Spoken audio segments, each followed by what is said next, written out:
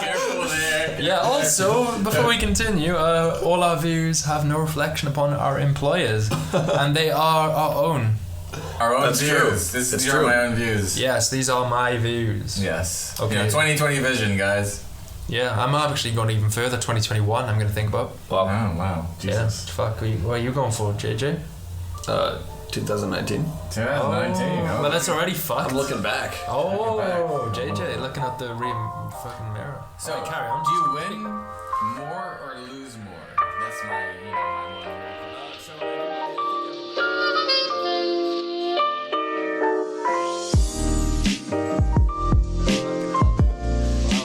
Is that staying in? No.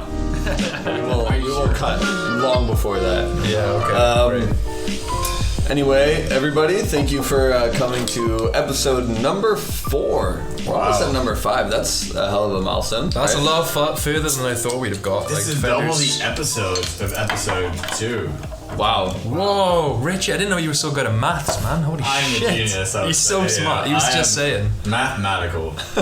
Mathematical. Anyway, I am Jeremy. Next to me is Rhys. What's up, guys? And I also have Richard here. Yo. We are the International Gamers Pubcast. That's us. And as I already said, this is episode 4. That's 3 more than our first episode. Wow. That's started. true. It's been a long road, and you're here today, which is impressive. Anyway, I think we got a pretty good episode planned for all of you. I think it's going to be a little bit shorter than last time. Fucking hell. Jeremy. If you say that one more time. Yeah, I'm gonna kill him because last episode he made a point of saying no, like my guys, it's gonna be like shorter this time, like for sure. But then it was Well, it was an hour. Accent. Yeah, thank you. An hour and 15 minutes. Yeah, it was. That's actually 15 whole minutes longer, and the recording cut out, literally. So it would have been 2 fucking hours. So don't listen to his bullshit. It's gonna be longer than last week. Yeah, but time is relative, so I guess it really just depends on your situation. Oh, douchebag. Oh, don't be a twats. Twats. Anyway, we hopefully we'll have a shorter episode for you today. But Fucking hell, no. if it's not shorter, it definitely will be full of some pretty cool content. I mean, we're going to be talking about the games that we challenged one another with last week. Yep. We will be kind of reviewing those, discussing if we liked them, what we didn't like, and if we plan on continuing to play them. We'll also be talking about what other games we've been playing this week. Mm-hmm. Some news that's hit the industry. Mm-hmm. Just some kind of keeping up to date and all that. And then we will also have a surprise for you fans who are kind enough to give us your ears for an hour to 75 minutes a day or a week. A day. Maybe. Well, we have some maybe repeat listeners. Maybe we have that one stalker. That's where all the views come from. It's just this one guy or girl. We don't discriminate. That just keeps replaying the episode. Do you not think that's just Richard's one of us? mum. Richard's mum. It's just like Richard's mum. Like, I'm so proud of him. I don't think my mom's listened to this podcast. Just saying, if you're a mom, thank you very much. I appreciate it. Is she inflating our viewership? No, I think that's probably our girlfriends that are like, oh, let's see what shit they said this week. Yeah, true, actually. Yeah. Fiance, sorry. Oh, Exhibit A. But to thank you listeners, we will have a sweepstake / rally. What's the other word for it? Lottery. Why don't you just call it a competition? What's all this sweepstake? I don't know, because they get free shit. Yeah, but just a competition. We got a competition. Yeah, competition. Anyway, some more details on that. But one of you might get a free game. Now, I say free, but I don't say good. Yeah. Now, I guess let's get right into it. Yeah, let's go. Richard, what have you been playing this week?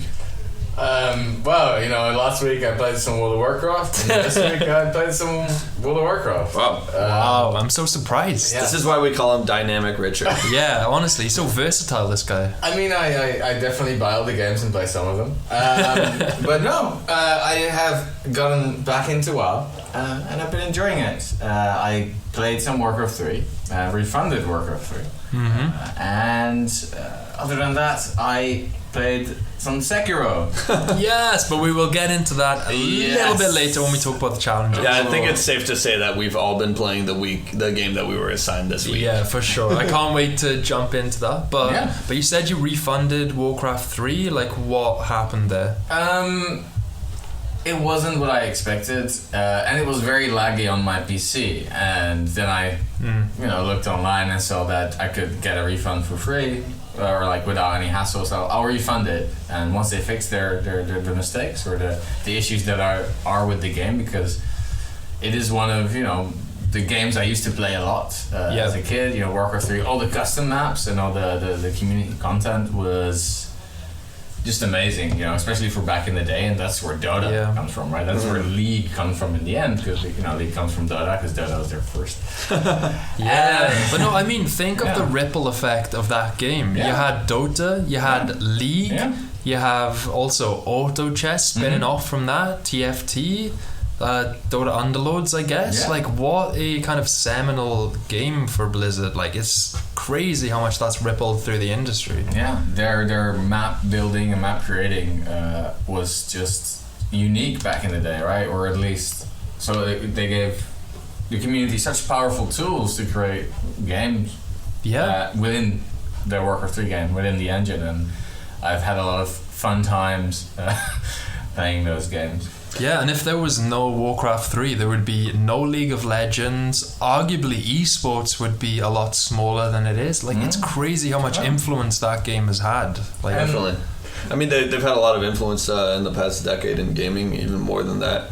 But, I mean, what we have seen this past year is that Activision Blizzard's kind of had a hard time finding its place in the late 2010s.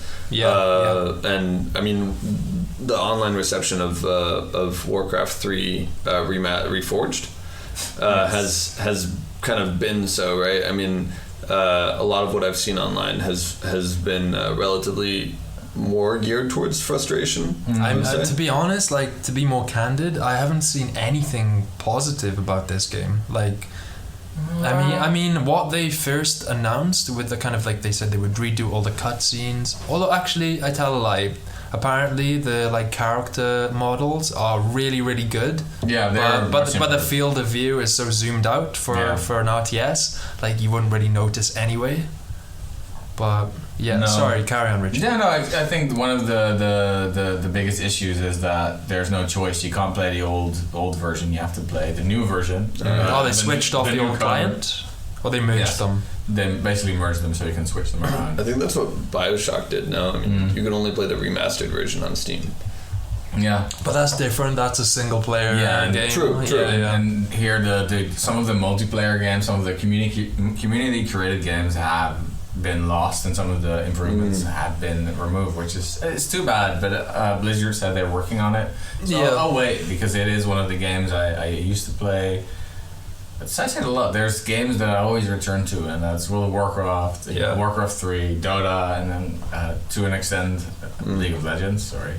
Oh, really? I knew you used to play it, but I didn't know you still jump back in every now and then. It is fun. It is easy to get into, and they have nice game modes. But WoW is the game I spend the most time on in my life, for sure. Yeah, I mean, the most time you spend on anything, let alone game. Right? Yeah. What is your total playtime in hours? I don't know, but there's years. Let's just say I have years of. I didn't have much to do when I was studying. No, you studied business. It's drinking and gaming. Yeah. But but there are some really good fundamentals in World of Warcraft. There's just some. They've made some questionable decisions when it comes to gear and loot and randomness. That's really, alienated their player base. Well, you mean more recent changes? More recent changes. They make the same, I would say, mistake over and over again. There's big grinds for this power, and then a new expansion, all your power is gone, all the extra stuff you got is gone, and then something new comes in, and you have to grind the entire thing again, and then they add more randomness and more randomness. So your loot, you must be able to. You have an item level, so that's how strong you are, and then that can randomly be stronger when loot drops, and that was a big thing. They removed that and they added something called corruption, and your gear can have corruption, which means that there's a special ability where, like, for example, I'm not going to go in too deep, but there's like special strength abilities that you get with that, and it's a bit of a kiss curse thing. So the more corruption you have, you can get corruption things spawning that damage you or chase you, and you have to avoid that. So is this like your armor, your gear, whatever? They have a base stat. So how is the corruption different to that? Like what? Well, you have a base stat that makes you stronger, and then it adds a special effect. So, for example, it can increase one of your stats, but there's also a special one. But the issue is that you can have 10 different types of corruption. And you want a specific corruption because the balance isn't there. So it's over RNG, so randomly generated. So you have bad luck. You just have that with legendaries, and there's no fallback. So you have to grind it over and over again. But they've said that in Shadowlands, the next expansion, they were doing away with that. It looks like they're going back to the whole class fantasy thing. The level is back to max level 60 and things like that. So I'm really looking forward to that. But like one thing with these kind of like service games, right? Like it's always a carrot on a stick, right? You have to be playing it at that moment in time. You get your strengths from this expansion, and then you're at max. And then the next one comes, and you're at the minimum, and then you have to build up your max again. And like for me, like if I were to start an account I played World of Warcraft back in the vanilla days, but if I were to jump back in now, I would not know what is going on. And it's kind of like that whole argument, like, should developers and publishers be catering to the core audience, or the kind of could they maximize their, you call it TAM, like total addressable market. Like what are these people to do? Like, because it's so difficult. They're fully revamping that and making that easier in the next expansion. But right now as well, it's so easy to get into WoW. And if you buy the next expansion, you get a 120 boost. I wouldn't do that. I would just level through left to the max level to max level. So just to be clear, 120 boost just puts you up to the level 120 puts you straight up to away. max level, and you can go straight into it. Sorry, sounds like a dumb question, but I don't know a whole lot about new WoW, so no, that's a good one. But the one thing that I think is the saving grace of WoW at the moment is Mythic Plus, which is basically like Diablo Rift, and you can do the same dungeon over and over again, but they become more and more difficult, and you get affixes. So for example, every week it's different, but for example, when a monster dies, it can leave a pool that does damage and to you, and heals other monsters that are in there. So you have to move them out of that. They can explode when they die, so you can't kill too many at the same time, because then when they explode, you die.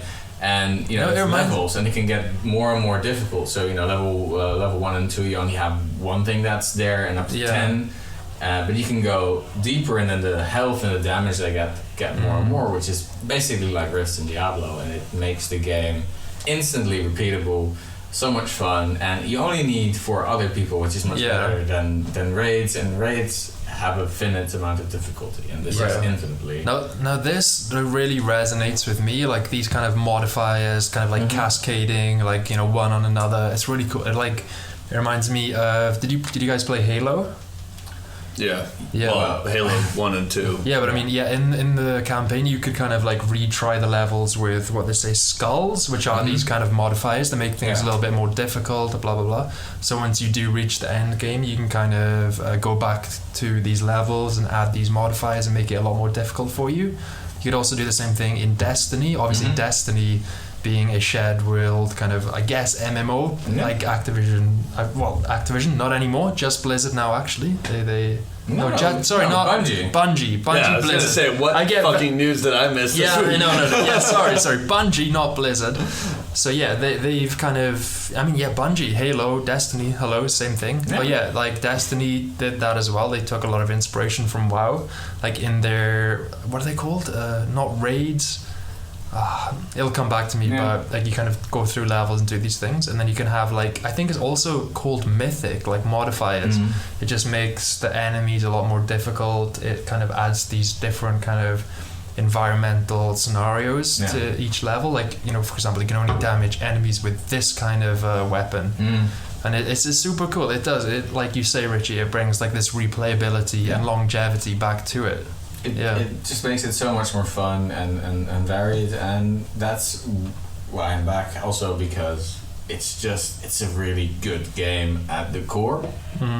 And you know, just because they make some questionable design decision when it comes to loot doesn't mean you know, it's better. But talking about loot, did you play, you know, the Escape from Tarkov game we talked about this week, or Jeremy? Did he ever? Yeah, I have been for sure playing some Tarkov this week. Well, actually, I was away on vacation for the first half of the week. I got back on Wednesday. Where did you go? Yeah, that's confidential. No, I went to France. Yeah, I got family over there. On a du fromage. Yeah, exactly. Je m'appelle Rhys. Yeah. Wow. J'aime le fromage. Yeah. Super fucking inaccurate, but good. No, thank you. I'm sorry, carry on, JJ. JJ is actually half French, despite his accent. That's why he might sound like a bit of a... You fill in the blanks. Alright, anyway, speaking of horrible, I have a horrible addiction to Tarkov. This is absolutely a cry for help. This has nothing to do with gaming. I need help because I easily can play 4 hours without even realizing that I'm playing. Only 4? Yeah, well, so before I went on vacation, my girlfriend was actually out of town. So there were kind of 2 days where, like, I just had the house to myself, and I thought that, you know, I'd catch up on some of the shows that I wanted to see. Maybe like read a bit, just chill, like you know. Did you play Tarkov for the I whole... literally, dude. So my apartment when I left was so clean because I did not move away from my desk. Just like the leaning like pizza tower of pizza boxes. Absolutely. I mean, I got 6 hours of sleep over 48 hours because I was just playing, and then I would like throw in 2 hours of sleep, took a nap one day, and then 2 more hours of sleep and got on the train. This game is fucking awesome. It's so good. I mean, the feedback like just keeps me going in. I don't think I've ever had like a chemical brain reaction like I have to any other game besides this. You sound like a alcoholic talking about booze, or a drug addict talking about drugs. Speaking of alcoholic, let's get that. I need to open one. Let's get that beer real quick. Yeah, all right. No, but I mean, so Tarkov basically now that I've gotten kind of settled with like the core mechanics and understanding everything, I'm starting to do missions which kind of the traders within the game give you. And they're like very simplistic missions, like, oh, you need to go to this map and you need to kill 15 AI characters and shit like that. So just real quick, in case people are listening now didn't listen to last episode, just quick, like 20 seconds, what is Escape from Tarkov? So I already had a hard time describing it last time, but it's basically a first-person shooter. It's raid-based, so you go into a map and there's not really any specific objective. You can extract from the map whenever you want, but basically you can either go in to get loot, you can go in to kill other people, or you can go in to kill AI.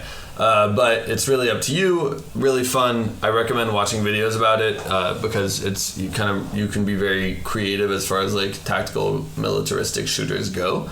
But it's had a lot of success recently because of a good update, and now a lot of streamers such as Shroud have been picking it up and playing it a shitload. Perfect. Sorry, who is this Shroud guy? Like, it's not like you've mentioned it before or anything. No, but it sounds good. Yeah, good explanation as well. So, I mean, what is it about the loop that has kind of kept you coming back, I guess? Yeah, so I mean, at first, I like making money in games, like and in real life. Well, do you win?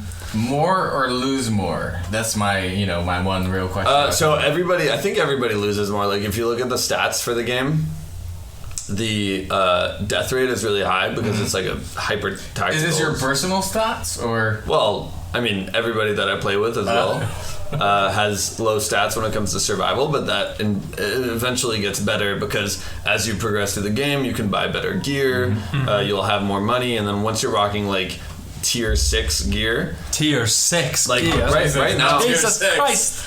Right now, I don't have any gear. Like the gear that I have is tier 1 at best. And I go in, and if like a really good player sees me, he'll just turn around and like... Or she will yes. just turn around and just one-tap me in the head, and I'll fucking die, and I'll be like, that's fine, because I have my secure container, and the loot that I got is fine for me to take out. But no, this game is really amazing. I mean, the looting is really fun, like the creativity, the fact that you can do a lot of different things within the game,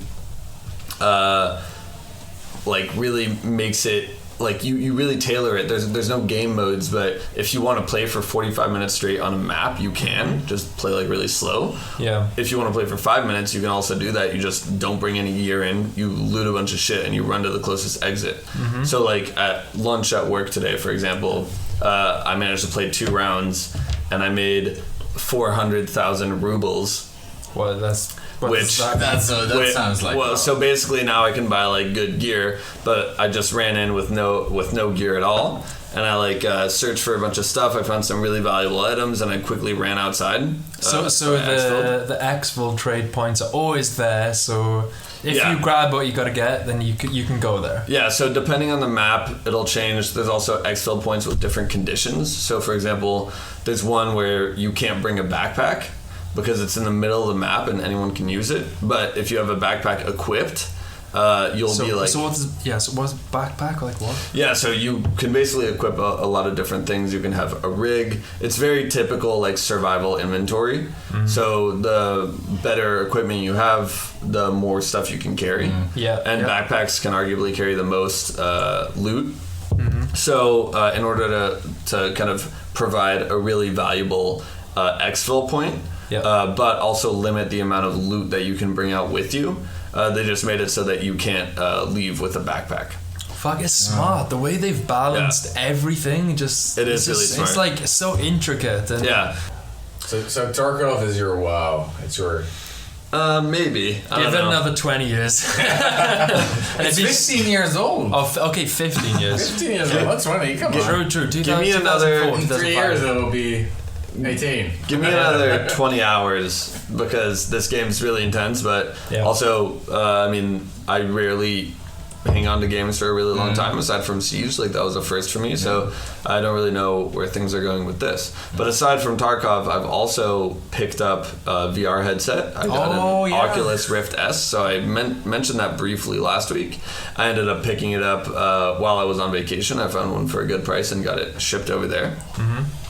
And since then, I've been playing some of the games that have been on my like dream wish list forever. Like dream? Yeah, because I didn't have a VR headset, so I really wanted to play things like Boneworks, and more recently, the Walking Dead game, Saints and Sinners. Is that out? It is. Yeah. Oh shit! I saw a trailer. It looked really cool, but I didn't know it was out. So it looks that's what pushed me to finally get one. But I got a few other like puzzle games that I've been wanting to play, but I haven't really played them yet. No. So I'm planning on jumping on that this weekend if Tarkov doesn't literally claim me and destroy my relationship. So this weekend you will be playing Tarkov exclusively. Exactly. And you will be single after that. But like you're just talking about more room for Tarkov. Oh, exactly. It's a win-win. I love you, babe. I'm sorry. She's not listening at this point.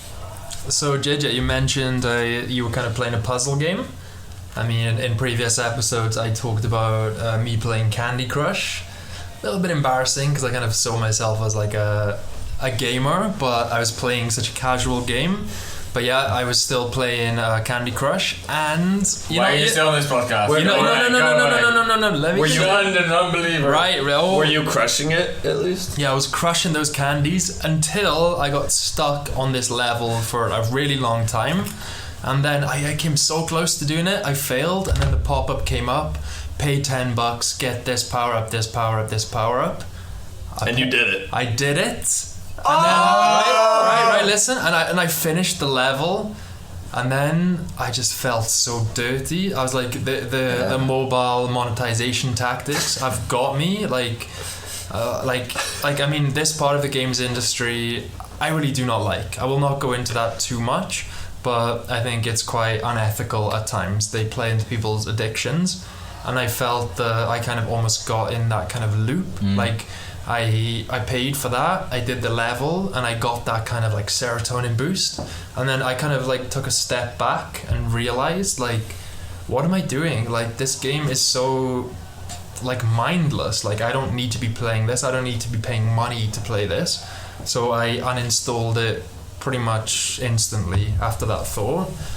And then thank you very much. I know. But the thing is, like, it left a gap, right? How weird is that? Right? It's kind of disgusting. Yeah, it is. And like, as I mentioned, you picked up the crosswords in previous weeks. Not those New York Times crosswords. No crosswords. But because I've been playing a lot of VR recently, I just kind of went through my list of games that I own, and I was like, Tetris Effect. You know what? I loved that back in 2018. So I jumped back in that as well in VR, and it's just so beautiful. You can kind of like, if you've had a shitty day at work, whatever, you can switch off your brain, and you see all these like beautiful colors and visions and sounds, and it's just perfect, brilliant puzzle game to play. And apart from that, obviously VR, played Beat Saber. I won't go into my Beat Saber second again. You know my feelings about that. You already went into the beating last year. Or last episode. Yeah, for sure. And he was talking about beating anyways. Beating. We won't go back into that. But apart from that, of course, I've been playing Frostpunk, which was the challenge game. We'll go into that a bit later. Woo! But also, I kind of got the Soulsborne itch again. So I played Bloodborne I think 3 months ago now. Yeah. Loved it because it was kind of like after, it was in the Sekiro honeymoon period after I finished it. Wasn't that your second most played game of 2019? Yeah, it was. Despite me completing it back in 2015, it was still, Bloodborne was still my most played PlayStation game of last year. But yeah, second, right? Sekiro. Yeah, second. Sekiro was first. So I think I had 120 hours for Sekiro. And I very avidly keep track of Rhys's playing patterns. More than I do apparently.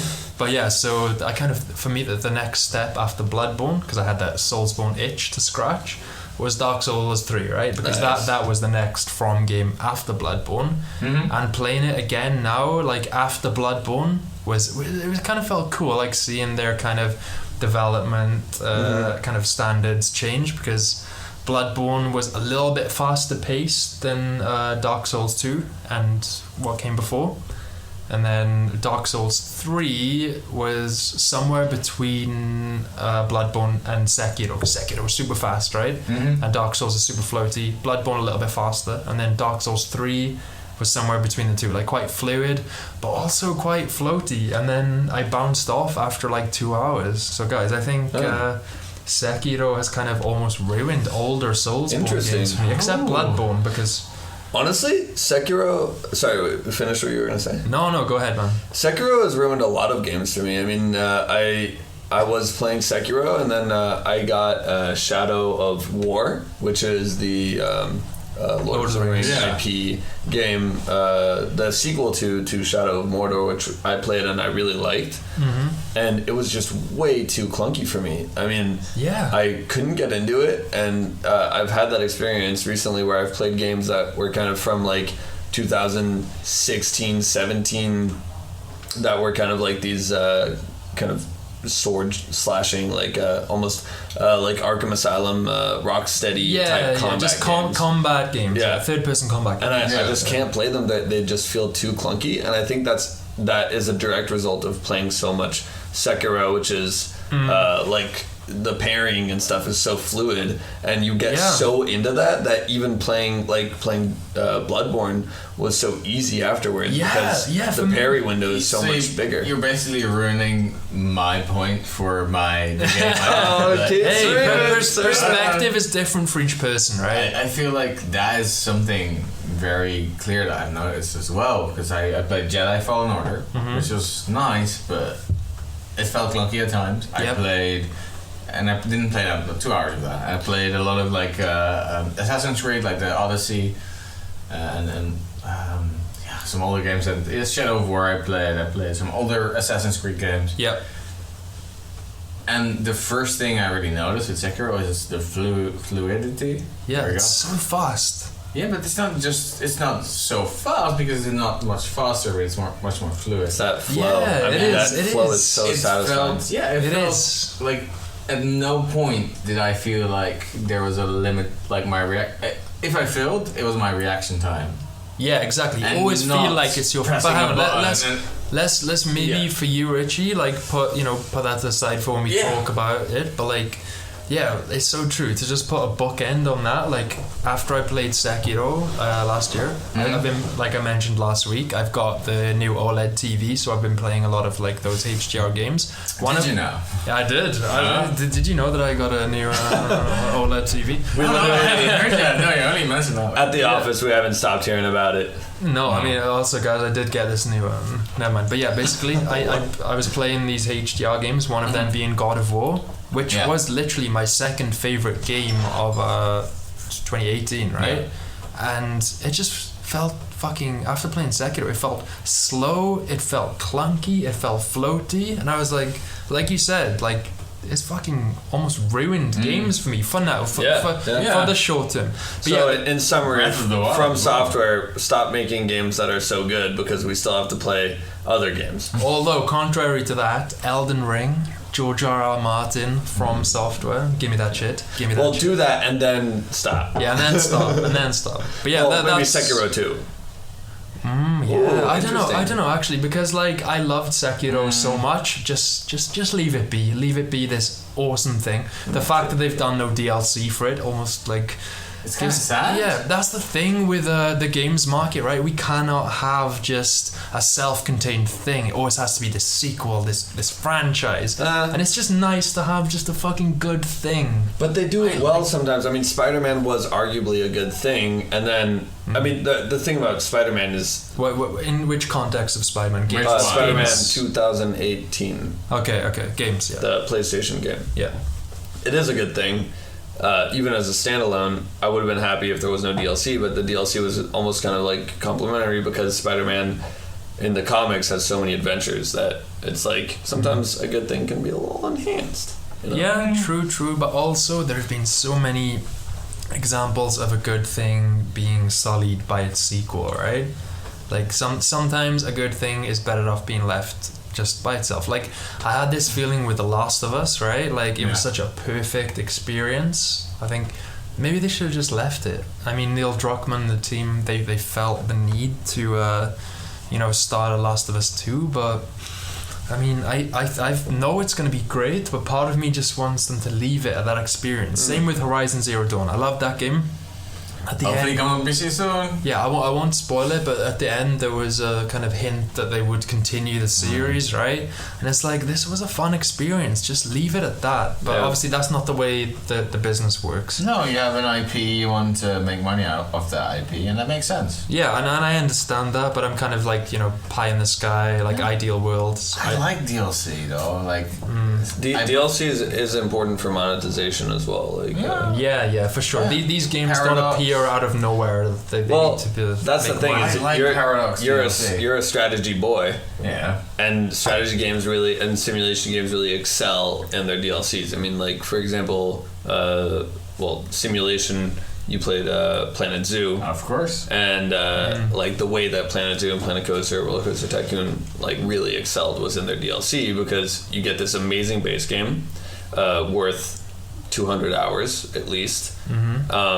And then on top of that, you get like an Arctic DLC where you can like fuck around with polar bears, and I love polar bears, and that's awesome. Well, I know what my game for next week will be.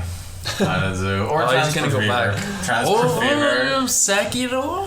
More Sekiro? Yeah, I'll Is this a segue into maybe a little segue? segue. A little cheeky segue. Cheeky segue. segue. Why don't you talk to us about your game, So, Richard? in case you Alright. don't know what the fuck we're talking about, actually, last week we all challenged one another to kind of play a game out of our comfort zone, and we all play like completely different genres, completely different games, and especially Richard, he completely plays different things to what me and Jeremy play. And so me and Jeremy together, we played a lot of Sekiro. Richard had never played a Soulsborne game, so we challenged him to play Sekiro. So, Richie, how much of Sekiro have you played, and what do you think? Yeah, so my challenge game was Sekiro. Shadows Die Twice. I definitely died more than twice. Did you lose count? You know what? I think you're the first person to ever make that joke. Yeah, definitely. No, I died before installing it. You've never made that joke, right? I made it last week. Oh, So did a billion other people before that. I was talking to someone. He said I, died before installing it. Wow, he died before installing it, like physically. That was his joke. You want a bear? Do you want a bear? Yeah, also- Jeremy's been pointing. Yeah, What's we're going like, on? what? I thought he was wants a giving bear. us cue. Also, never say wow in front of Richard because. Yeah, I'd be like, World of Warcraft? True. Yeah, of course. Yeah, like World of I Warcraft. played the new expansion. Yeah, I'll say- I'm gonna play the new expansion. I love this. I'll say Jeepers from now on. But Sekiro. So my challenge game was Sekiro Shadows Die Twice, and it's definitely out of my comfort zone in terms of I play strategy games. I play WoW. I play some Assassin's Creed. I play Breath of the Wild, but I play a lot of games, but never. Sekiro is a Soulsborne, and I've never played a Soulsborne before. Yeah, it's easy to miss out on them. They're overwhelming. They feel like this weird niche thing. So like if you miss it, you miss it, and it's easy to miss it. Exactly, Especially because there aren't that many Soulsborns out compared to like other genres that have derived from big games like not Castlevanias but Metroidvanias. Like that's a niche genre that's like really expanded recently. Yeah, the indie community has really like been pushing that in absolutely. a good way, which is and sure. hopefully we'll get some more. Definitely, and I think Soulsborns are just getting to that level now where like you have Neo, you have a couple of others. Dead Cells as well was a bit of a Soulsborne. Because then I played a Soulsborne. Well, funnily enough, like Dead Cells is more kind of Metroidvania, roguelike. It's more of a roguelike. Before we get into the technical, Okay. Go on Tell with us your about your experiences. experience with Alright, Sekiro. Yes. Alright, so my experience with Sekiro was actually pretty good. Yeah.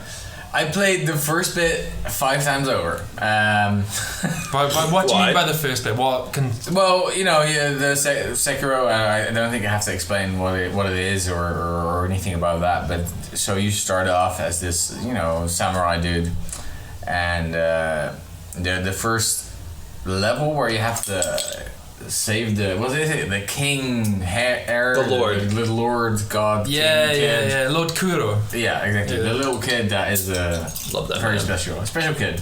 You have no idea how special he really is. Well, I'll find out at some point after I get past the first level. He's almost as special as Rhys after 3 beers. I mean, Different kind of special. Yeah. Jeremy, Jesus. Yeah, but no. So I first died when. And I thought, maybe I can change the difficulty. I couldn't find any. This is a Soulsborne game. No, but you can tell. Wait. You died in Sekiro? What? That's not supposed to happen. No, I was easy. So no, but the thing with Jedi Fallen Order 2 or Jedi Fallen Order. Star Wars Jedi : Fallen Order. I don't know where the colon is somewhere. Whatever. There's no 2 in there. That's Battlefront 2. Yeah. But I thought, I want to fully experience this game, so I'm going to play in a very difficult setting. I thought, Sekiro, everyone's saying, it's very difficult, so I'm going to play on... I couldn't find the fucking difficult. Oh, that's awesome. That is like a typical tell of a new Soulsborne player. Yeah. Like, I was like, I want to play on the hardest mode, and there was no hardest mode, and then I played, and then, in the first level, and you guys know this, in the first level, it's pretty easy, right? It tells you how to do things, and then these guys attack you, and you're like, okay, block, attack, attack. Oh, death strikes, okay. Then the first guy, 2 death strikes, okay. And then you go under this bridge and there's this fucking little troll and it's like, what did I do? And I wasn't used to the controls yet. So the first time I died is when I pressed X instead of the right shoulder button, which is attack. And you're using a PS4 controller? No, I was playing on PC using an Xbox controller. Yeah, because X is different for each one. Okay, so yeah, true. It was basically like hanging off the wall or whatever it was. Yeah. But I didn't do anything because I was nowhere near a wall, and then I died. Because of course I got damaged from the first few guys that literally do the same attack over and over again. Yeah. Which I shoot. The little dudes? The normal, the one that block you. Yeah, just the normal ninjas, and then under the bridge you have that guy with the big hat. With the big hat. Yeah. That's the first time I died because I fell down and I ran up. I remember. I died, and I was like, oh. I pressed the wrong button. I was like, okay, well, I just it's not that hard. I just pressed the wrong button. Yeah, it wasn't your fault. Then I played through the first little bit, and I got to the last boss, and I died. I was like, oh shit, and I was somewhere else. Like, no, fuck it, I'm gonna try this again. So I played the first level over again. It's like, and then I couldn't kill this guy. I was like, well, everyone says it's hard, so I'm gonna try to kill this guy. Genichiro. Is he the first boss? I mean, he's the first. I mean, he's the first. I wouldn't call him a boss. No, because it's not a spoiler, but no. Carry on with your story. And then I did it again, and I was like, I can't kill this guy. Why the fuck can't I kill this guy? And then I tried it again, and he killed me again. I was like, well, fuck it. And then, of course, every time you get killed. So what were you doing? Were you like restarting the game? Yeah, of course. Oh my it's like god! Fucking quitting out of the client and going back in. Yeah, Alt F4. So I did that 4 times. Oh man! And then I realized, you know what? Maybe I should just get this. He cut my arm off. He's like, oh fuck, this is a pretty cool killing animation. And then I woke up again. I was like, okay, well, I'm gonna try again. And I tried it a few times, and I was like, okay, what's wrong here? And it turns out that you probably can't win this. Am I correct, or is there? Yeah, I mean, no. I am not much further than that. Right after I finished the game 3 times, I went back and fought him. I won't give any spoilers, and I beat him. And you still lose your arm, so that kind of sucks in a way. They could have done a fucking Far Cry 4 situation where, do you remember in Far Cry 4 where the pagan men would say, if you wait here, everything's gonna be fine. He's the main villain, pagan men, right? And then if you actually listen to that and you wait for 10 minutes, something like a helicopter comes and picks you up, and that's it. And that's the end. That's the end of the game. But what they actually want you to do is just kind of go off and do that. Exactly. But yeah, they should have done something like that. But what actually happens is if you beat him, then you still lose your arm and you just carry on the game as usual. Now that's a missed trick for me. But that's where I am. I don't know, because I mean, the whole game's about destiny and all that, and it doesn't seem that far-fetched for me, especially because sure, you could win the game technically by beating Junichiro first try, but still, not being far-fetched is the most anti-From game ever, because they're so fucking far-fetched, right? But it's also not, I mean, there was an invasion, a coup happening at the time in Castle Shina. Yeah, in terms of the narrative. No, yeah. I don't think that's a spoiler. Yeah. I mean, my experience with the game, but yeah, you don't learn about the coup until further on. Well, no, but if you beat Junichiro, some guy throws a shuriken at you and you block it, and then Junichiro cuts your arm off, right? Yeah. So I mean, it's not that far-fetched for me. But. Yeah. Okay, but that's probably more of the context of the rest of the game. Rich is probably what? There was a coup? What? Exactly. So, but my experience with the game and the fluidity of the combat and everything else, even that early, how quickly the controls react, is just completely different from everything else. So I took the liberty of kind of having 3 questions. Yeah. Oh no. Per challenge game. Yeah. Where you can answer that. Yeah. So for you, kind of how did this game differ from your preconceptions? It's very technically put. Yeah, that's a very I actually thought it was a hard game, and it was a hard game. That's literally my preconception. Fuck yeah, dude! That's Sekiro as fuck. Yeah. No, but how was it different from that? It wasn't. it was exactly as I expected it to be. But maybe that's because you guys can't shut up about this game. Yeah, it's true. So you're not very far in, but I think that one of the biggest like preconceptions about this game, especially if you played other Souls games, is like kind of the world. Because they've added that verticality, I feel like the world in Sekiro is so much deeper. Yeah, it's so much different, and like not just the verticality, just how you can, because a lot of Soulsborne games actually are quite vertical, but it's just the way that you can scale it. Yeah, right? Your exactly. ability to I mean, get it's from like level 1 to ladders level 3. and shit. Whereas here, like you could essentially drop down and go into something. There's a few missions. Yeah, it's more mobility than verticality Exactly. that sets, for example, Bloodborne against Sekiro. I know that you're relatively at the start of it. You did get challenged with a pretty tough game, especially lengthwise. But I think something that you'll come to appreciate is the world scale and scope as well. Yeah. Second question. Will you keep playing Sekiro? Yeah, definitely. Like I said, I don't have that much time to game anymore because I'm old.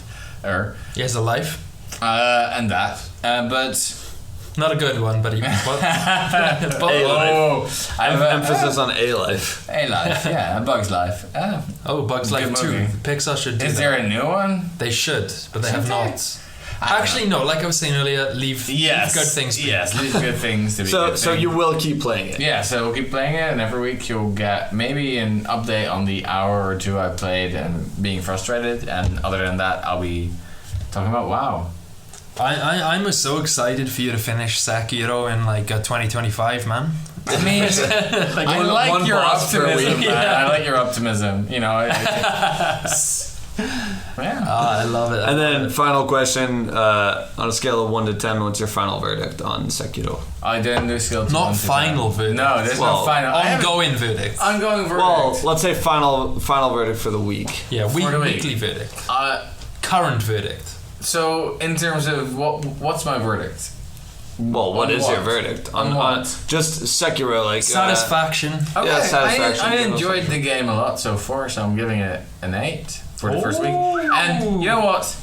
As a Dutch person, we don't really give your grades. So 7 is good, 6 is good, 8 is great, and 8 is. I had a pretty amazing experience for. Yeah, it was good. I'm so glad to hear that, because I was kind of worried that like you wouldn't like it, because you've always like, I mean, I've worked with Richard now for like 2 years, right? I mean, we've known each other for about 2 years now, and he's always been so resistant to these Dark Souls games, even so like I like difficult games. Yeah, but you would subscribe to Humble Bundle, right? Yeah. And Dark Souls 3 was one of those games, and he would rather give it away than play it himself, and that spoke volumes. It was just like, but that was just because I wasn't interested in playing it. Like, exactly. Honestly, yeah, that's my point. Yeah. Like, despite you being like such a hardcore Ultimate gamer, you didn't want to play this like hardcore. I guess the Ultimate gamer. Yes, he is the face of the gamer persona. Do you think you might play some other Soulsborne games? So, specifically from software games? I think yes, but my issue is, you said I don't stick with games very long. I stick with games maybe even less time than you.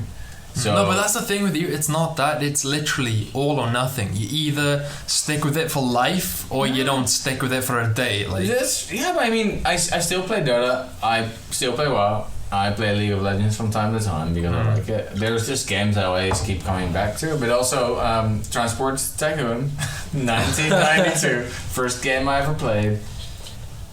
It's still like one of the games I come back to, spend like 20 hours in a week and then not play it for like six months and then spend 20 hours and then again. But I'll try and spend at least an hour or two in Sekiro every week. But I think this is, if it wasn't for this, even if I started now, I would be distracted by other games. And you know, thankfully Cyberpunk is delayed. Yeah, otherwise there'd be no chance of this. Well, you know what? I finished the game for 20% and then. Yeah, you play something else. You are one to do that. Yeah, I finished the game for 20% and go back, even though it's a really good game. Okay, it's right on. Yeah. Well, I'm looking forward to hearing more about your adventure with Sekiro. Yeah. Talking about 1992. Fallout 2. No. Are you looking? You're looking at me. I'm looking at you.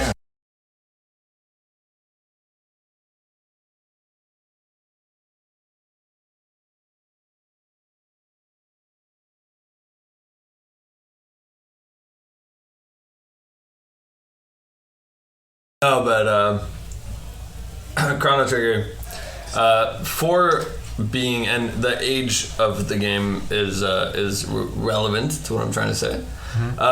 Honestly, I was really surprised. So if you guys recall, last episode I kind of mentioned that I'd never been drawn to JRPGs at all. I remember. Never had any kind of attraction to them. Never any kind of interest to play JRPGs. Never even played a Final Fantasy game, which is bizarre, I mean, considering how the closest that I played is probably Pokemon, and then I've also played like Stardew Valley, which I think is heavily influenced by JRPGs. I'd say in terms of like art style perhaps, but no, it's not. Okay, well, fuck me. So Chrono Trigger technically is, I guess, my first JRPG I've ever played. Apart from Pokemon, maybe. Yeah, I mean, Pokemon's Pokemon though. Yeah, for sure. So my takeaways are that it's, so first of all, it's amazing. I mean, this game, I was so surprised by how much I liked it. I was really anticipating not to like it at all. And the game that I had originally been given was Fire Emblem. But I wasn't able to get that in time. So I ended up getting like an easy Steam game, which was Chrono Trigger.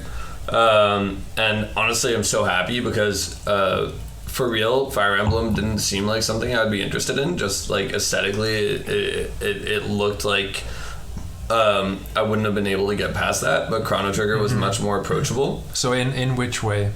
So the art style was like really cutesy and Anime?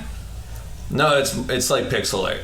Yeah, So, I know. But like anime pixel art. Yeah. Yeah, there's anime in the like character portraits and blah blah blah. Yeah, but so in that aspect, it was like very nice. The setting was cool. It was like this fictional island that it was kind of during the Renaissance, like it's kind of like a steampunk Renaissance era where there's like a carnival going on, right? There's a carnival, and there's like one of your best friends is this girl who is like an inventor.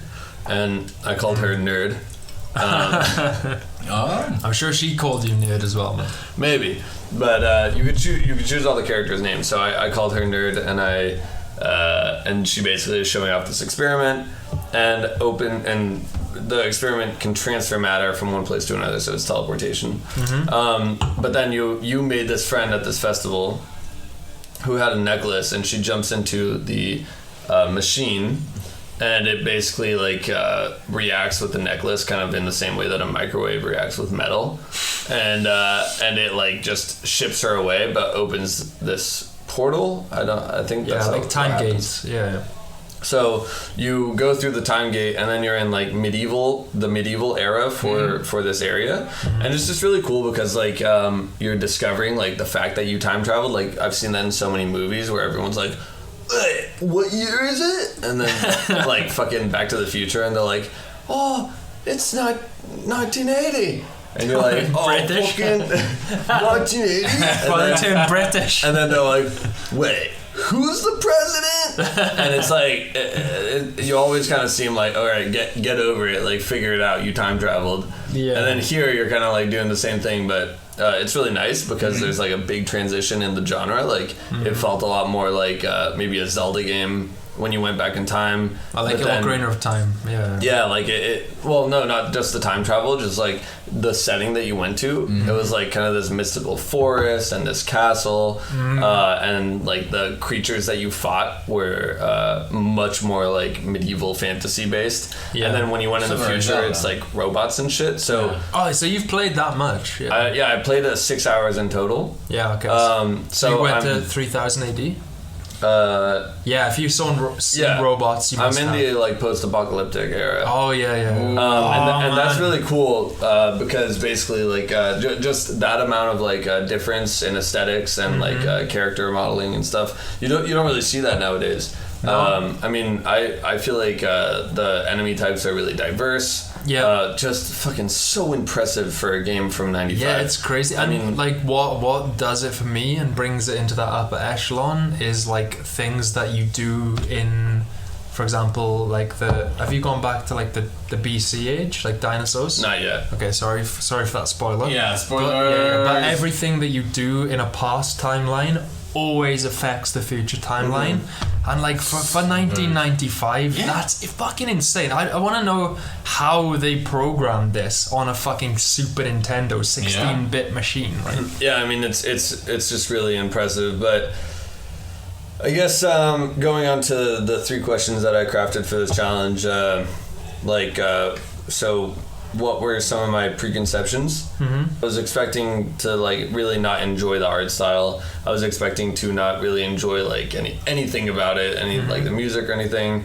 I also wasn't really expecting to enjoy like the fighting, but like you said, there's kind of this like real time but also turn-based fighting. I forget what it's called. Active time battle. And it's really interesting. So even that was fun. Like once I figured it out, and then once I figured out like what my team was capable of. Yep. Who's on your team? Like currently, where you are in the game, by the way, if you remember that. It's the robot and the nerd. Oh yeah, and of course Chrono as well. Yeah. Or Jeremy, as I guess you would have called him. I actually call him Tim. Okay. Tim? What? Is there some kind of story? No, I just wanted him to be like boring and basic as fuck. Also, well, you should have called him Jeremy. Yeah. But as far as the question, will I keep playing this? Honestly, probably not. For the podcast, no, we're gonna force you. No, but like I really enjoyed it. I just think that there's like a lot of nostalgia at play for you guys. I think like even though you replay the game quite frequently, I think like there's a big nostalgia attachment there. Yeah, for sure. It just kind of feels like in 2020 it might be like a little bit too late to try this game out for the first time. I'm sure that it's a lot of people's vibe. Like I'm sure a lot of people could get into it, but after like 6 hours, I already feel like I'm kind of ready to be done with it. And I looked up like how long to beat, and it's about 25 hours. Yeah. So it just seems like I don't really want to put in 20 more hours, especially like with the backlog that I have. So sorry to disappoint in that sense. No, not disappointing. No, it's good. But what about a Final Fantasy? No. I mean, like if he doesn't like this, like he might enjoy the remake, but honestly, those like JRPG sensibilities are just not going to appeal to Jeremy. Like for me, literally, I'm never going to try and force you to play like Persona or whatever ever again. Yeah. This is it. I think Persona though is a different caliber. I mean, it's a JRPG as JRPG. Like, if he doesn't like Chrono Trigger, he's certainly not gonna like Persona 5. Maybe we should put him in a chair and make him watch anime for about a week. I did watch anime. I think I watched Attack on Titans. That's okay. Yeah, that's good. And did you enjoy that? Death Note. Death Note is banger. Death Note is banger. I've never said something is banger before. What the fuck is that? A banger. It's a very Britishism. I mean, you're going out with you're engaged to a British woman. I'm sure she says that's a banger. I've heard it, about songs, not about games. It doesn't matter. But okay, so does Charlie play games? I did not really like those. I mean, Attack on Titan is really different. Like it's very. It didn't feel like most of the other anime that I watched. Like I've also tried a lot of other anime. It's not like I'm just like bigoted and dislike Japanese modern pop culture. Like it's not that by any measure. I read a lot of kind of like Japanese culture, like anime. I've even read like a lot of mangas because I was really into comic books, so I got really into them.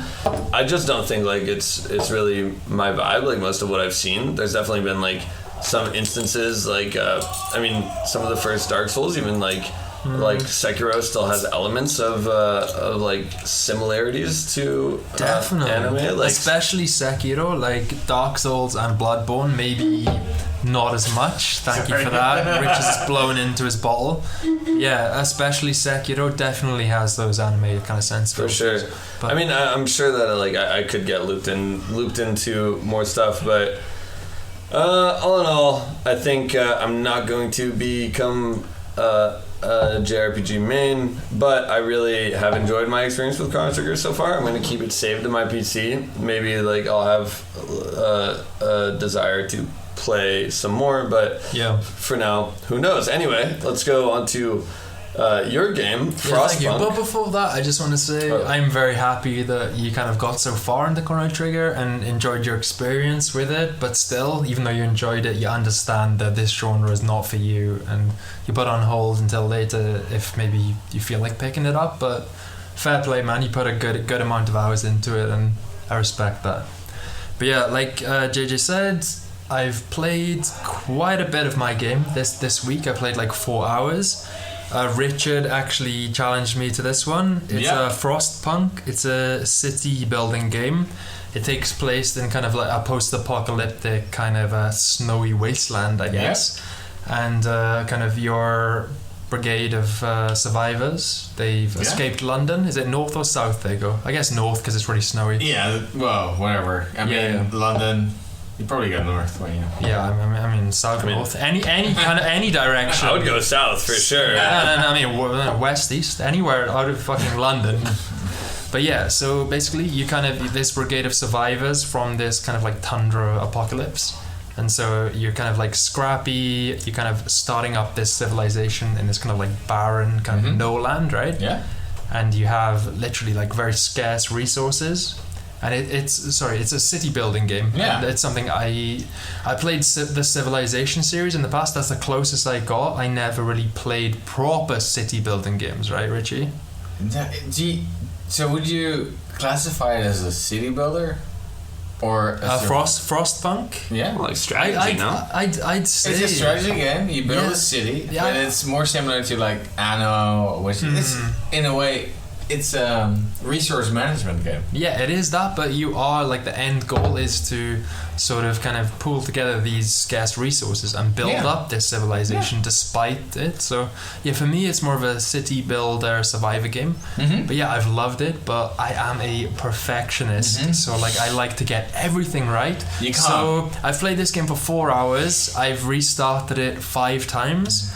Even though there is a pretty concrete tutorial, right? Yeah. Like you start, they say you need to get some coal so you can build a furnace and power the town. I did that, sorted, love it, really cool. And then like everybody's like fucking freezing to death. You need to build some houses. You do that, all good, okay, cool.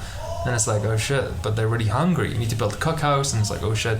And there's this like cascade of like spinning plates. Yeah. And literally, at some point, you're gonna fuck up. And I fucked up really early, really quickly because I was reading forums before I played this game, right? And they're like, oh yeah, put it on hard mode. Like they're probably these like hardcore strategy guys. So I did that.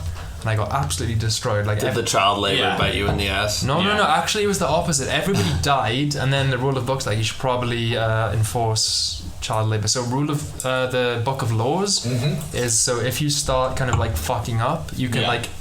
It's kind of like almost like real world politics back in the medieval days. If you kind of see your industry kind of like falling, you can enforce these very unethical and inhumane laws to. Yeah.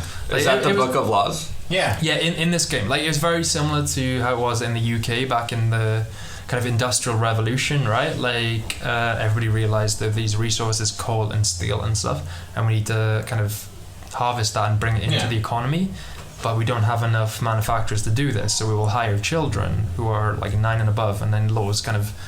I don't want to get into that. This is British history. Sorry for being so boring. This is a gaming podcast. No, but history. Yeah. But basically, very similar in Frostpunk. Like, if you kind of start running out of resources, you're like, oh shit, I need to do this from somewhere. Otherwise, everybody's gonna die or whatever. So you instate in the book of laws, child labor. You can do ethical child labor, unethical. Oh, interesting. So the mechanic here is kind of like enforcing a law or choosing not to enforce it. Exactly, because like you're the god looking down on them, but I guess you're kind of like the president, the ruler or whatever. I mean, it's like a very feudal society, even before feudalism. But you're just kind of, it's RTS. Like it doesn't have to be any story part to it. Fuck, I should have just challenged you to Caesar 3 or Pharaoh, because those city building games are my childhood, and fuck, well, that'll be the next challenge. Yeah, no, I'm up for it, and like I've not said about my feelings about this game. I fucking love it, right? So much. I wish honestly, I wish I had discovered this genre when I was younger, because it's like, it's so fun. Like I said, it's like you're spinning plates, but like you feel like you're really good at spinning plates. Because I played on hard mode, fucked up, died, everybody died, blah, blah, blah. Start again on normal. Love it. It's like you're spinning plates. Like the tutorial stuff is there. So like, you run out of coal, go and collect some, blah, blah, blah. Oh, it's just so fun. And like everything, the game communicates it to you so well. It's like, you guys are hungry, build a cookhouse. Like you need to kind of expand your where your area is. You need to build a beacon. You need to find this. You need to find that. And it's just so fun. I mean, like I haven't really got that far yet because I've restarted it 5 times within 4 hours. But literally this weekend, I can't wait to get on with it. And it's just so fun, honestly. That's awesome. It's really cool. It's really cool. But that's I'm it. glad, and I thought you would enjoy it because it's a challenge and something different. Yeah, and thank you, Richie. I can't wait to play more of your childhood classics as well. I mean, and that's, before we move on, there's definitely one thing I want to say is that, Caesar 3 and all those city building games, they have less of the survival kind of thing, but more of the planning and making sure everyone's happy and making sure you're ready for what's coming next. I think I'd like that because you've kind of thrown me in on the deep end here. More like if you fuck up, your civilization collapses. I can't wait to get into this genre. Thank you so much, Richie, for introducing this to me. Honestly, that's great. So you've obviously answered. You like the game. The verdict is very positive. Yeah. You plan on continuing to play it, and you 100%. also want to jump more into the genre. Yeah. But could you kind of go into like some of your preconceptions, maybe, and like how this game pushed against those? Yeah, for sure. So like I'd always kind of seen these city building games as like impenetrable. Like I could never get into something like that. Like it's not going to be fun. It's going to be like a chore. It's going to be hard work. But like when I actually played it, like from the outside looking in, there are those like kind of chore like spinning plates, but it's in kind of like a satisfying way. They throw this issue at you. You people are hungry. You build the cookhouse. Oh, cool! Like I've sorted that out. What's next? Blah blah blah. And it just, I don't know. It's just like these mini serotonin boosts, I guess, in a way where it feels good to play and. I enjoy it, and there's always kind of like something on the horizon. It's never this kind of grind. It's like, okay, I've done this. What's next? What's next? What's next? You feel like you're going up and up and up, and you see your, civilization growing, getting more advanced. Like you do these more technological upgrades, and it's just super rewarding. It's like why you play games, right? To advance, get to the next level, do the next thing. It was really cool. So again, thank you, Richie, and like I'm honestly, I'm glowing about this game. Like you, I am. Yeah, so I'm glad, and serotonin boost city building games. As a kid, I used to plan out my cities. Oh gosh, do you remember? Like I do the same thing. Yeah, because you had the maths like papers, right? Like there was you had graph paper. Graph paper, It was like blocks. Yeah, like squares instead of lines. Like it was a book full of squares, and we got them from school, and 90% of mine was me trying to figure out how to optimize my Caesar 3 city. It's like, okay, I'm building here. This is how I'm gonna build my little area so it can be perfect. That's amazing. Yeah. Okay, so the first news item is to do with kind of like Xbox's strategy going forward, right? So in an interview with Protocol, which is kind of like a tech news outlet, haven't really heard much from them, but they did an interview with Phil Spencer, and he kind of announced that Amazon and Google, not Nintendo and Sony, are going to be Microsoft's kind of main competitors in the future going forward, right? Yeah. And now this is something that's been kind of like plainly obvious over the past few years. But kind of Phil saying this is the first time that Microsoft has actually acknowledged this so concretely. I mean, externally anyway, I'm sure internally it's a different story. But like I'll read out like what exactly he said. He said, "I don't want to be in a fight over format wars with those guys while Amazon and Google are focusing on how to get gaming to 7 billion people around the world." Right? And like this makes kind of like total sense. Like we've talked about this kind of in previous podcasts, the kind of Xbox is moving away from this kind of product and kind of like platform into more of like a kind of like service, right? And a brand, I guess. Like in the past there was the Xbox 360, but now we have kind of Game Pass, which is also available on PC, xCloud, which is going to be available on PC as well. So basically it seems like Phil Spencer thinks Xbox has bigger fish to fry, right? Like go ahead, Richie. Yeah, no, but it's in the end it's a fight for the attention of the consumer. Mm-hmm. The fight for the attention of us being narcissistic. Eyeballs, yeah, no, but and we have a limited amount of time, and we're spending that on Netflix, Disney Plus, the other streaming services are available. Yeah, no, and it's literally the whole entertainment world. Yeah, because people have limited amount of entertainment time, limited amount of entertainment money. There was a survey done by a Dutch news outlet recently that said NRC? No, I don't know what it was. But it was people have €20 to spend on streaming services, which means 2.5 basically. So you've got Netflix and Disney Plus and then something else, or Netflix and Amazon Prime, or Netflix and whatever Dutch. But is that like per person or like a household? A household thing. Okay. Yeah. €20 a month? Yeah. Fucking hell, I'm spending a lot more than that. Is everyone going to go for Netflix, Disney Plus, Amazon Prime, Xbox Game Pass? What else is out there? You've got like Hulu. Oh no, EA Origin. I'm no Hulu. Oh no. I'm just thinking, No, but no, you're right. You're right.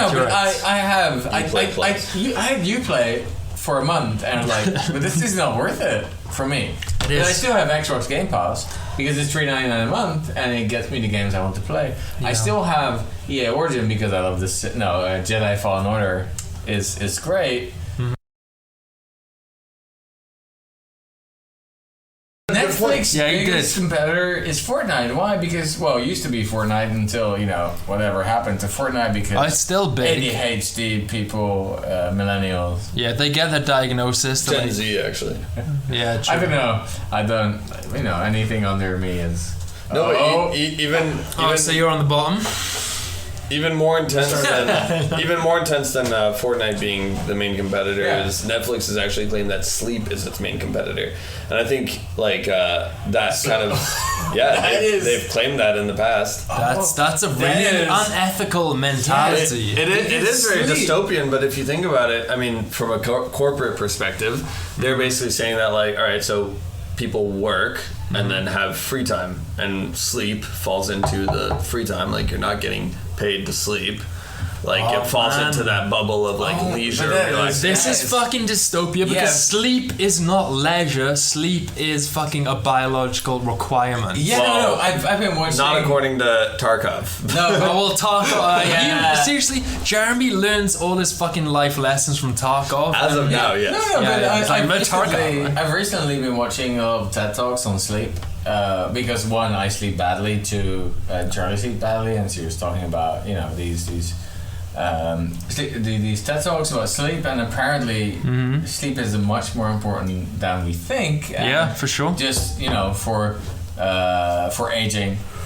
For being able when you're aging. But most importantly, converting short-term memories to long-term memories, right? Like, hang on, my psychology degree is becoming important for something.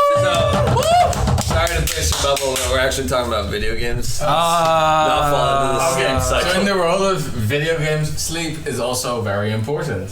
For sure. Yeah, because you rest to save. There's this fucking game. Kingdom Come Deliverance. No. I linked it to you. There's a new indie game, and you can only save in the inn where you can fucking sleep. Oh, so that's like life. This is life. It's not new. No, it's not new. No. No, but it's the biggest pet peeve of You do that in Stardew in your house though. Yeah, of course. And Animal Crossing. Either in your house or in someone else's shed, or I think maybe we've all done it in someone else's fucking shed. Even in Red Dead 2, I think the only way that you could save is by setting up a campfire. Yeah. Yeah. No, you can quick save. Oh yeah, you can. Yeah. I'm trying to have Kingdom Come Deliverance. You can only save when you sleep. So hang on now, Stardew multiplayer, guys. Come on, that is like the best thing in the world. Especially when you have no idea. Maybe we should. Wait, Microsoft. No, because we were talking about the news. Yeah. And like. No, yeah. So basically, the whole sleep thing, like Netflix is saying it's competing with sleep. Everybody's competing for leisure time. Yeah. And this almost directly relates to Microsoft saying that its main competitors are Google and Amazon. Yeah. But also, that's a pretty vague association. No, but I kind of agree with what you're saying, Richard. But I think even it's more like the kind of the cloud aspect of it. So Microsoft is basically saying that like, yes, the gaming world in the next few years will move more towards offline, more towards cloud, and as a result, our bigger competitors are going to be those that are heavily invested in cloud gaming. Yeah, and Sony, as we know, is quite behind. I mean, they're actually I mean, they do have PlayStation Now, but like if you look at the cloud providers, you have Amazon with their AWS, you have Google with I forget what it's called. You have Microsoft Cloud. Cloud. Cloud. Yeah. All right. Yeah. Okay. That's an easy one to forget. Yeah. But like literally, like right now, it's Microsoft versus Sony versus Nintendo. Yeah. But yeah, like I think Microsoft is right to kind of like see beyond that in 20 years. When cloud gaming is kind of like the standard, right? You need somebody to kind of distribute that service, and Sony understands that, right? They've already partnered with Microsoft on the Azure stuff for the cloud stuff. So obviously, like Sony's like, shit, we haven't poured tens of billions of dollars into this over the years. We're behind. Like we need to partner up with our fucking competitor to do this. But I also kind of see Sony's lack of urgency, like not necessarily as the worst thing, because let's be real, the next generation will still probably not be cloud focused. But still, you always have to, like, that's the thing with today's businesses. It's always very year by year by year, like our share. By year.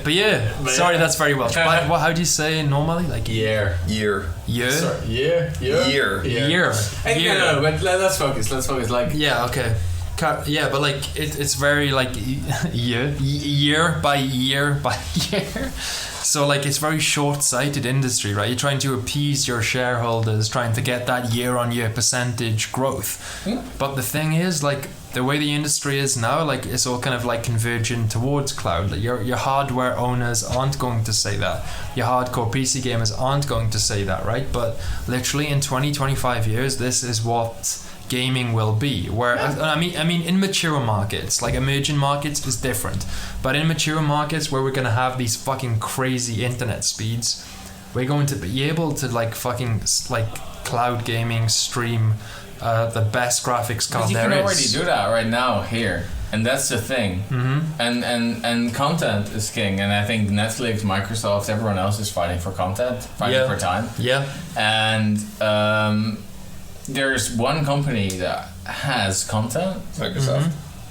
But it's Sony too. The service has content, has the service, okay, has the servers, they has also the infrastructure. Yeah, they're cloud providers. So just think about it. You have the hardware, you have being able to have that internet service, you have the platform, and you have the content. Literally, you have everything from fucking. Even Google. Well, Google is trying to do that, but they're lacking content right now. Yeah, and they're yeah. No, but I mean, like Microsoft right now is like a well buttered piece of Nutella toast. I mean, they're without the fucking calories, bro. Yeah. With the calories, I'm talking chunks, dude.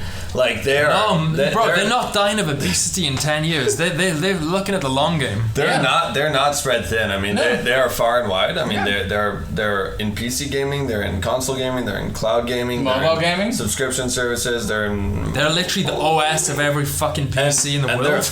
They're thick in each of them. I'm talking about not your dad's not your dad's Nutella toast. What? Spread thin, trying to keep you Okay. healthy. That shit's fucked up. I'm talking about you got a hold of the can on your own. You're spreading the Nutella on your own toast. You know you want more than is healthy for you.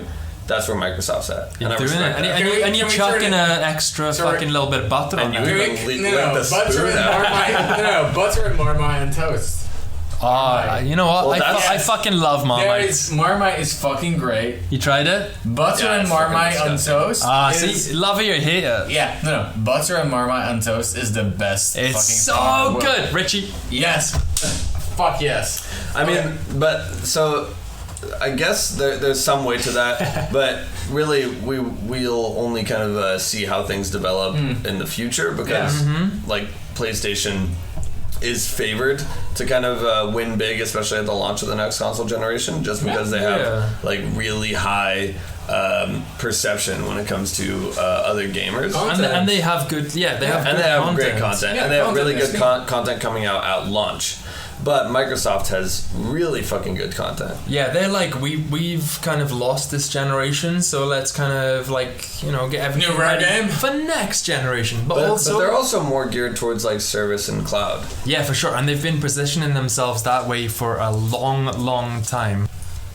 Yeah, and it's interesting that you bring up kind of Microsoft's stance on cloud gaming, especially because this week we've also seen the release of Nvidia's.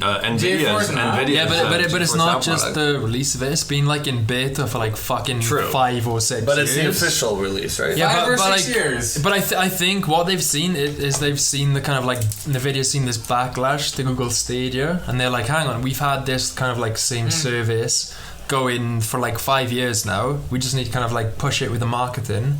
Yeah. Right. Here we go. Let's go. No. So yeah. So for GeForce Now, I got into GeForce Now beta very early on. I think 1.5, 2 years ago. Yeah.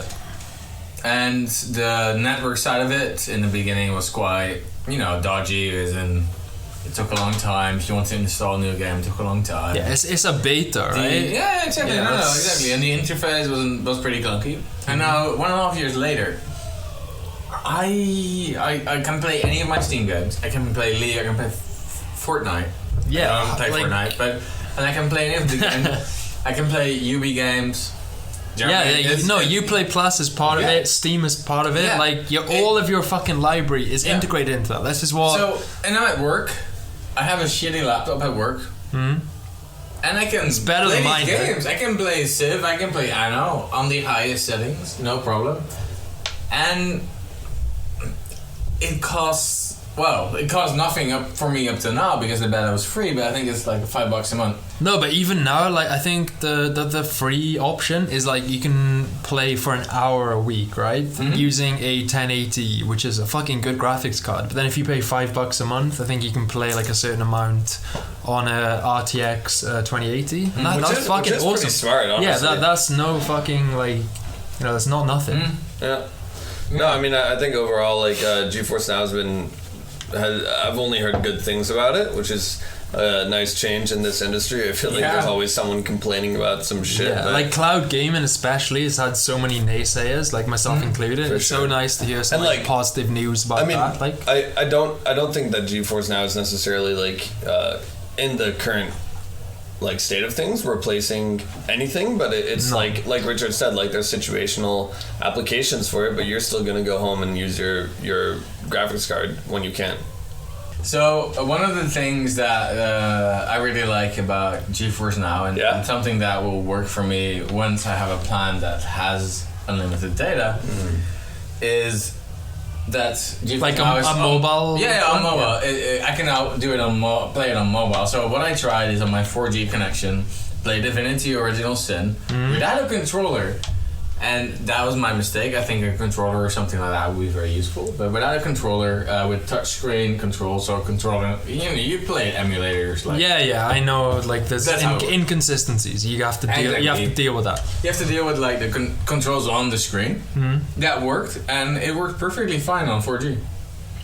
And but I think Divinity Original Sin is like. It's quite a slow-paced game, right? So maybe if you're playing a bit faster-paced, maybe you would have noticed that like latency and I delay think it works a bit more. for fast faster-paced games. Competitive games, I would say, don't go play. You can play League of Legends on a potato or a shoe. Any shitty. A shoe. Any shitty laptop you have, you can play League of Legends.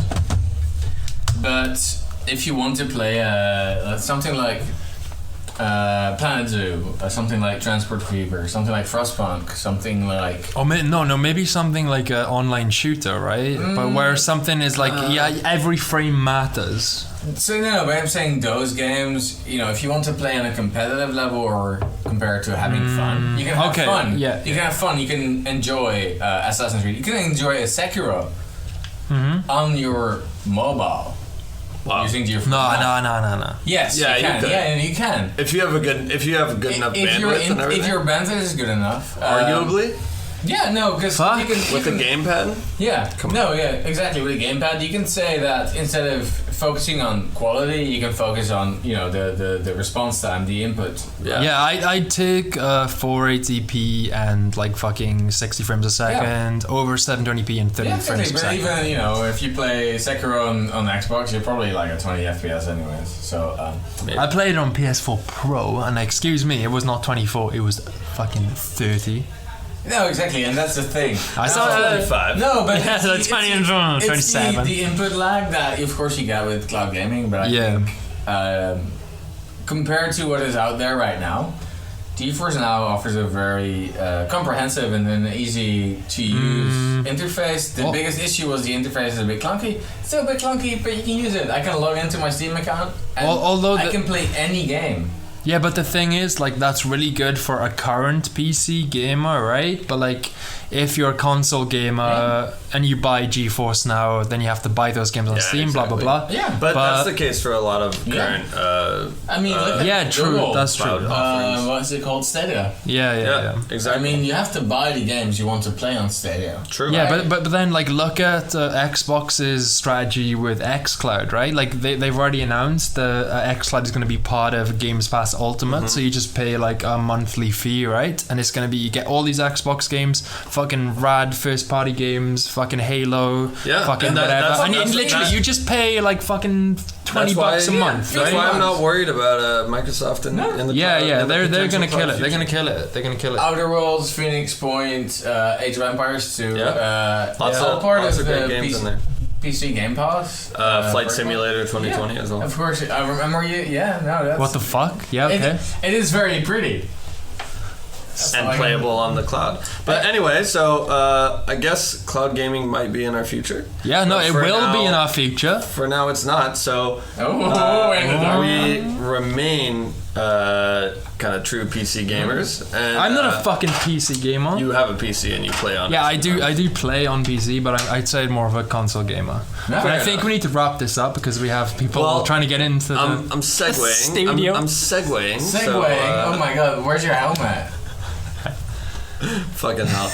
Anyway, we have a new sweepstakes segment to announce. So basically, you can win shitty games. We've had good games. Shit. Fucking Christ, shut up. We've had the idea to kind of create some more engagement with our small viewer base. Yeah, all two of you. Let's go. Alright, 3. Oh yeah. I mean, we have a physical viewer. Yeah, and we have... Sorry, JJ. Alright, 3, 2, 1. Basically, our plan is to bring you into our kind of gaming experience every week. You being our viewer base. Listener. So each week, listener, singular. Each week we'll be hosting a giveaway for everybody who listens to the podcast. And you can sign up for the giveaway by sending an email to gamerpubcast@gmail.com. That's GAMERPUBCAST@gmail.com. Can you repeat that? Send an email to gamerpubcast@gmail.com. Gamerpubcast@gmail.com. And send us your favorite game that you've ever played and why in an email, and you will enter into our sweepstakes permanently. So you only have to do it once. Competition. And then we'll just kind of keep your email in there. and roll you every time. Obviously, if you want to opt out, you can just let us know. But you will win the chance, or have the chance of winning one of the top 100 bestsellers on Steam under $1. Whoa! Whoa! $1. Holy fuck! Are you sure it's $1? It is $1. Holy shit. Holy shit! We're gonna get some weird ass games in there. Oh yeah. So we kind of thought about this for a long time, and then one day I decided to just have a peek at the list of games that were super cheap, and there are some fucked up games in there, and you're gonna enjoy those with us. So what we'll do is we'll each buy the game, and we'll buy one of our viewers, listeners, one game, and we will then play that game during the next week and discuss it in the following episode. This week, the game that we'll be playing is Blood and Bacon, and again, you have a chance to win.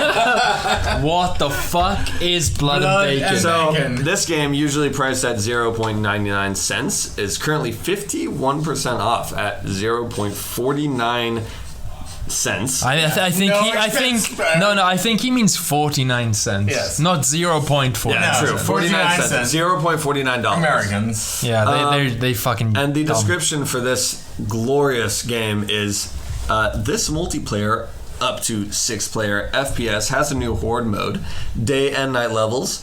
Players will take on 25 enemy types and numerous bosses. 25? 25. Fuck. Like gargantuan monsters and mini bosses every 10 days as you explore, shoot, and run for your life against the onslaught of porcine monstrosities. So you're basically Whoa. shooting pigs. I'm looking at the reviews.